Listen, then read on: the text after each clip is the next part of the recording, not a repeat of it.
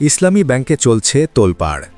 দেশের ব্যাংকিং খাত নিয়ে, বিশেষ করে ইসলামী ব্যাংক বাংলাদেশ নিয়ে যখনই কোনো খবর সামনে আসে, তখন তার ভেতরে সাধারণ খবরের চেয়ে রাজনীতির গন্ধটাই যেন বেশি পাওয়া যায়। আজ আমরা এমন একটি খবর নিয়ে বিস্তারিত আলোচনা করব, যা আপাত দৃষ্টিতে একটি সাধারণ প্রশাসনিক রদবদল মনে হলেও এর নেপথ্যে লুকিয়ে আছে এক গভীর ও সুদূর প্রসারী রাজনৈতিক ষড়যন্ত্র। ঘটনাটি হল, ইসলামী ব্যাংক বাংলাদেশের পরিচালনা পর্ষদে আনা হয়েছে অত্যন্ত আকস্মিক এবং রহস্যময় পরিবর্তন।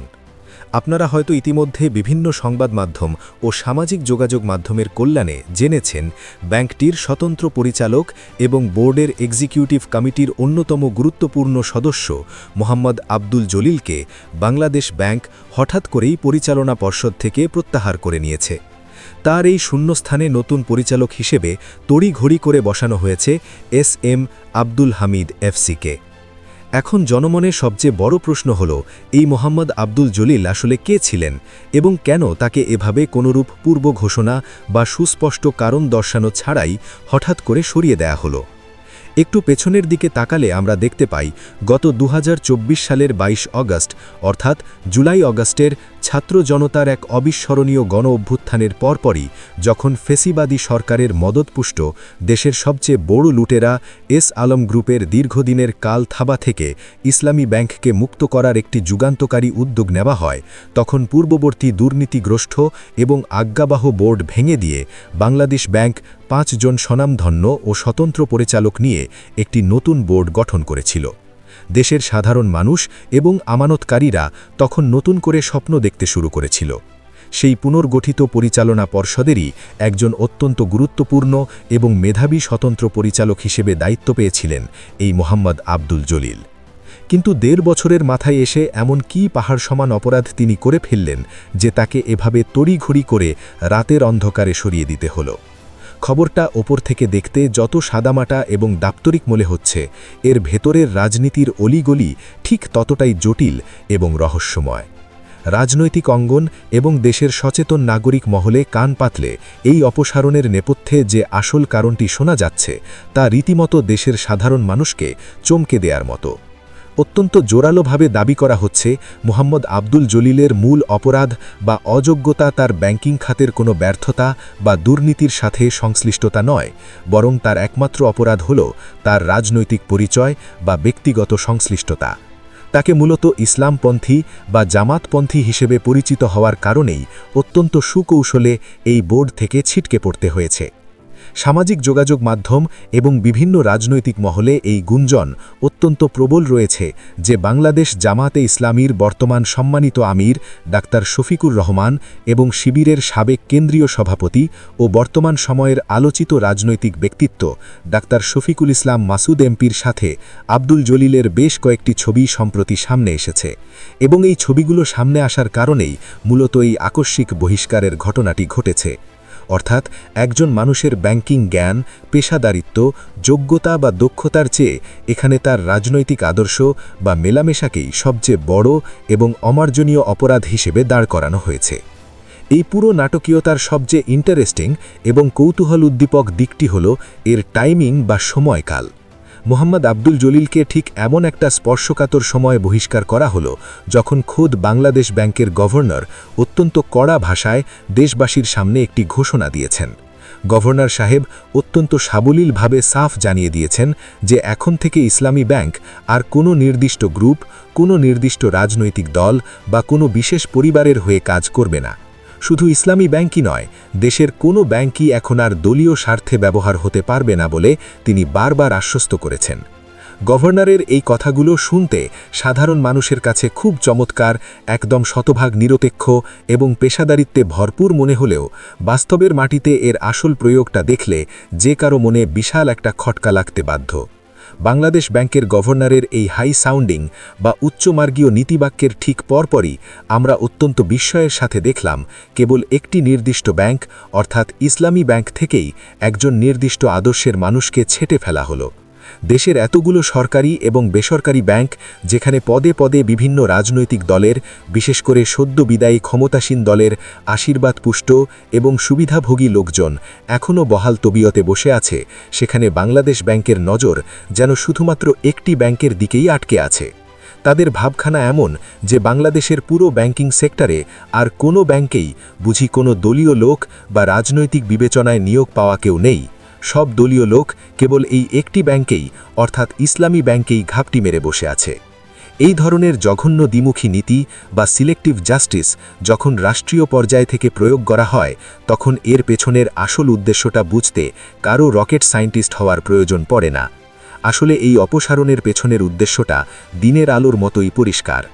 ইসলামী ব্যাংক বাংলাদেশ, যা একসময় দেশের ধর্মপ্রাণ সাধারণ মানুষের আবেগ এবং ভালোবাসার কেন্দ্রবিন্দু ছিল, যা তিলে তিলে গড়ে তুলেছিল বাংলাদেশ জামাতে ইসলামী এবং এর সাথে যুক্ত লাখো সাধারণ খেটে খাওয়া মানুষ, যে ব্যাংকটিকে মেগা লুটেরা এস আলম গ্রুপের গিলে খাওয়ার আগ পর্যন্ত দীর্ঘ কয়েক দশক ধরে দেশের সবচেয়ে সফল, লাভজনক এবং আস্থার চূড়ান্ত প্রতীক হিসেবে দেখা হতো, সেই ব্যাংক থেকে জামাতপন্থী বা ইসলামপন্থী ঘরানার যে কোনো মানুষের ছায়াকেও চিরতরে মুছে ফেলার একটি সুপরিকল্পিত এবং মাস্টারমাইন্ড মিশন নেওয়া হয়েছে।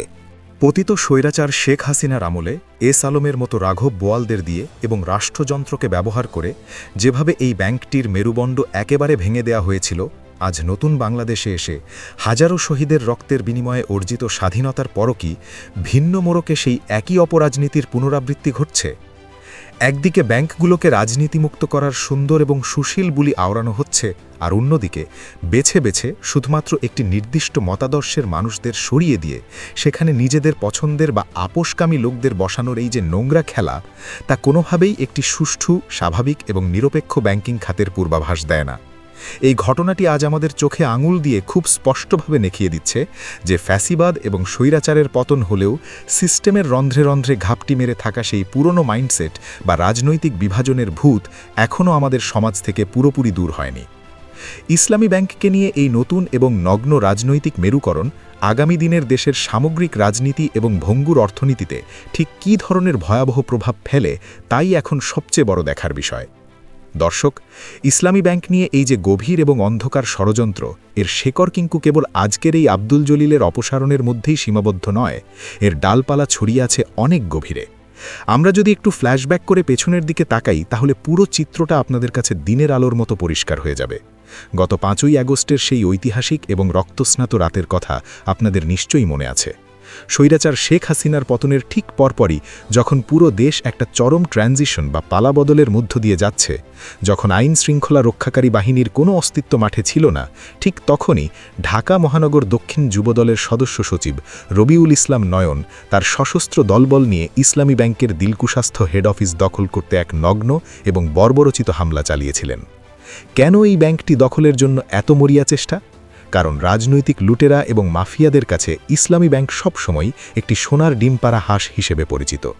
এই নগ্ন দখলদারিত্বের এবং মুটপাটের রাজনীতি শুরু হয়েছিল মূলত 2013 সালে, যখন ইসলামী ব্যাংক ছিল দেশের সবচেয়ে লাভজনক রেমিটেন্স আহরণের শীর্ষ প্রতিষ্ঠান এবং 1 নম্বর আস্থার ব্যাংক। তখন পতিত স্বৈরাচার শেখ হাসিনা তার সম্পূর্ণ রাজনৈতিক প্রতিহিংসা চরিতার্থ করতে এবং দেশের অর্থনীতিকে পঙ্গু করে দিতে ব্যাংকটির নিয়ন্ত্রণ সম্পূর্ণ বেআইনিভাবে জামায়াতে ইসলামীর হাত থেকে কেড়ে নেয়। আর অত্যন্ত সুকৌশলে ব্যাংকটি কার হাতে তুলে দেয়া হয়েছিল? তুলে দেয়া হয়েছিল দেশের ইতিহাসের সবচেয়ে বড় মেগা লুটেরা এবং মাফিয়া ডন এস আলম গ্রুপের হাতে। এরপর এস আলম তার নিজস্ব লোকদের বসিয়ে কিভাবে এই ব্যাংকটিকে আস্ত গিলে খেয়েছে, কিভাবে নামে বেনামে ভুয়া কোম্পানি খুলে হাজার হাজার কোটি টাকা লোপাট করে বিদেশে পাচার করেছে এবং দেশের অর্থনীতির মেরুদণ্ড চিরতরে ভেঙে দিয়েছে, তা আজ এদেশের প্রতিটি সচেতন নাগরিকের খুব ভালো করেই জানা। আর এই মেগা লুটপাটে এস আলমকে রাষ্ট্রীয় পর্যায় থেকে সবচেয়ে বড় সাপোর্ট কে দিয়েছিল জানেন? অভিযোগ রয়েছে বর্তমান রাষ্ট্রপতি শাহাবুদ্দিন চুপ্পু ছিলেন এস আলমের এই ভয়াবহ ধ্বংসযজ্ঞের প্রধান সহযোগী এবং নেপথ্যের কারিগর। রাজনৈতিক মহলে এবং সুশীল সমাজে এটা এক প্রকার ওপেন সিক্রেট এবং অত্যন্ত জোরালোভাবে বলা হয়ে থাকে যে স্বয়ং এই এস আলমের একক আশীর্বাদ এবং সুপারিশেই নাকি চুপ্পু সাহেব সে সময় দুর্নীতি দমন কমিশন থেকে শুরু করে রাষ্ট্রপতির চেয়ারে বসার মহামূল্যবান টিকিট পেয়েছিলেন। শুধু রাষ্ট্রপতির কথাই বা আমরা কেন বলছি, খোদ বাংলাদেশ ব্যাংকের বর্তমান গভর্নরের অতীত ভূমিকা এবং বর্তমান অবস্থান নিয়েও তো এখন জনমনে বিশাল প্রশ্নচিহ্ন দেখা দিয়েছে। কিছুদিন আগেই দেশের অন্যতম অনুসন্ধানী সংবাদ মাধ্যম নেট্রা নিউজের এক ভয়াবহ এবং চাঞ্চল্যকর প্রতিবেদনে উঠে এসেছে যে বর্তমান গভর্নর সাহেব নিজেই এস আলমের ভাইয়ের একজন ঘনিষ্ঠ ব্যবসায়িক পার্টনার ছিলেন। এখন রক্ষক যদি নিজেই ভক্ষকের পার্টনার হয়, তাহলে এই দেশের সাধারণ খেটে খাওয়া মানুষ এবং হাজারো আমানতকারী আর কার কাছে গিয়ে তাদের জমানো টাকার নিরাপত্তা চাইবে, কার কাছে গিয়ে বিচার চাইবে? আর যখন বাংলাদেশ ব্যাংক থেকে নির্দেশ দিয়ে মোহাম্মদ আব্দুল জলিলকে ইসলামী ব্যাংকের বোর্ড থেকে সরিয়ে দেয়া হলো, তখন সারা দেশে সবচেয়ে বেশি খুশি কারা হয়েছে জানেন? সবচেয়ে বেশি উল্লসিত হয়েছে সেই এস আলম গ্রুপ এবং তাদের সুবিধাভোগী লুটেরা গোষ্ঠী। আপনারা একটু খবর নিয়ে দেখুন, চট্টগ্রামের পটিয়ায় নাকি এখন রীতিমতো খুশির বন্যা বইছে, একে অপরকে মিষ্টি খাইয়ে উদযাপন করছে। আপনাদের নিশ্চয়ই মনে আছে এই সেই পটিয়া যেখান থেকে এস আলমের হাত ধরে সম্পূর্ণ দলীয় এবং আঞ্চলিক কোটায় মেধার কোনো মূল্যায়ন না করে, কোনো রকম নিয়মনীতির তোয়াক্কা না করে প্রায় 10,000 লোককে ইসলামী ব্যাংকের বিভিন্ন পদে অবৈধভাবে নিয়োগ দেয়া হয়েছিল, যারা ব্যাংকের কাজের পরিবেশকে নরকে পরিণত করেছিল। পরবর্তীতে নোবেলজয়ী ডক্টর মোহাম্মদ ইউনুসের নেতৃত্বাধীন অন্তর্বর্তীকালীন সরকারের সময় এই অবৈধ নিয়োগপ্রাপ্তদের যখন পর্যায়ক্রমে চাকরিচ্যুত করা হয়, তখন তারা ভেবেছিল তাদের লুটপাটের এবং বিনা পরিশ্রমে টাকা কামানোর রাজত্ব হয়তো চিরতরে শেষ হয়ে গেছে। কিন্তু আজকের এই জলিল সাহেবদের মতো সৎ মানুষদের অপসারণ তাদের মনে আবার নতুন করে আশার আলো জাগিয়েছে। তারা খুব ভালো করেই বুঝতে পারছে যে সিস্টেমের ভেতরে এখনও তাদের অনেক আপনজনেরা বহাল তবিয়তে ঘাপটি মেরে বসে আছে এবং সুযোগ পেলেই তারা আবার ছোবল মারবে এবং ব্যাংকটিকে নিজেদের নিয়ন্ত্রণে নিয়ে নেবে। এখন এই পুরো পরিস্থিতিতে দেশের পুরো জাতির দৃষ্টি নিবদ্ধ রয়েছে বাংলাদেশ জামায়াতে ইসলামীর দিকে। এখন সবচেয়ে বড় দেখার বিষয় হল জামায়াতে ইসলামী এই চরম সংকটময় এবং ষড়যন্ত্রমূলক পরিস্থিতিতে ঠিক কী ধরনের রাজনৈতিক বা আইনি পদক্ষেপ গ্রহণ করে। তারা কি পারবে শহীদ মীর কাসেম আলীর রক্ত, ঘাম আর অসীম কষ্টে তিলে তিলে গড়ে তোলা এদেশের লক্ষ কোটি সাধারণ মানুষের এই স্বপ্নের ব্যাংকটিকে লুটেরা, মাফিয়া এবং রাজনৈতিক ষড়যন্ত্রকারীদের কালো হাত থেকে চিরতরে রক্ষা করতে? নাকি আবারও কোনো রাজনৈতিক আপোষের জাতাকলে পড়ে দেশের অর্থনীতির এই সবচেয়ে শক্তিশালী স্তম্ভটি আবারও কোনো নব্য মাফিয়াদের পেটে চলে যাবে এবং সাধারণ মানুষের আমানত ঝুঁকির মুখে পড়বে?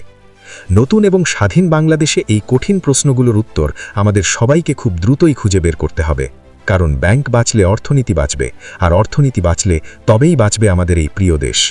দর্শক, ইসলামী ব্যাংকের বর্তমানে এই টালমাটাল পরিস্থিতি এবং পরিচালনা পর্ষদের এই আকস্মিক পরিবর্তন সহ পুরো বিষয়টিকে আপনি একজন সাধারণ নাগরিক হিসেবে কিভাবে দেখছেন তা অবশ্যই আমাদের বিস্তারিত লিখে জানান মন্তব্যের ঘরে। আপনার প্রতিটি মতামত আমাদের কাছে অত্যন্ত গুরুত্বপূর্ণ। আর আপনি যদি আমাদের এই চ্যানেলে নতুন হয়ে থাকেন, তবে প্রতিদিনের এমন বিশ্লেষণধর্মী এবং গুরুত্বপূর্ণ নিউজ সবার আগে পেতে অবশ্যই চ্যানেলটি সাবস্ক্রাইব করে বেল আইকনটি বাজিয়ে রাখুন, যাতে কোনো আপডেট মিস না হয়। এতক্ষণ সাথে থাকার জন্য অসংখ্য ধন্যবাদ।